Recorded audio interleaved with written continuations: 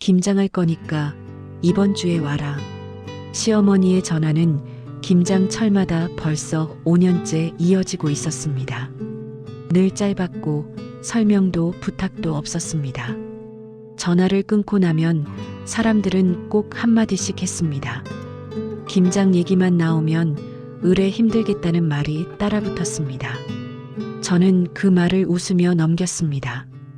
굳이 설명하지 않았습니다. 겉으로 보면 저도 그저 평범한 김장 며느리처럼 보였기 때문입니다.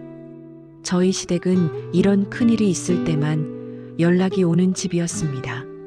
평소에는 안부 전화도 시시한 연락도 거의 없었습니다.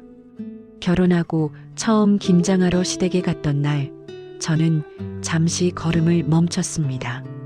그저 이 집의 방식이 제가 알던 모습과는 조금 다르다는 느낌만 들었습니다. 그리고 알게 됐습니다. 제가 그 자리에 가는 데에는 이 집만의 이유가 있다는 걸요.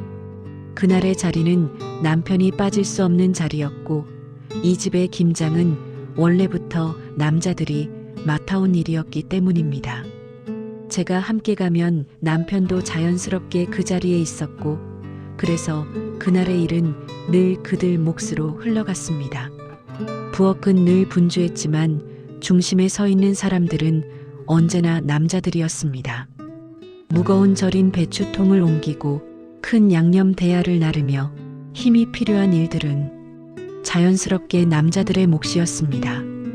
제가 다가가면 시어머니가 먼저 제 손을 말리셨습니다. 너는 거기까지 안 해도 된다. 들어가서 좀 쉬어라. 그 말은 다정함도 꾸밈도 없는 말이었습니다. 저는 옆에서 필요한 것만 챙기고 아주 가끔 손이 모자랄 때만 조용히 거들었습니다. 말을 섞지 않아도 각자 해야 할 일은 이미 정해져 있는 것처럼 일은 흘러갔습니다.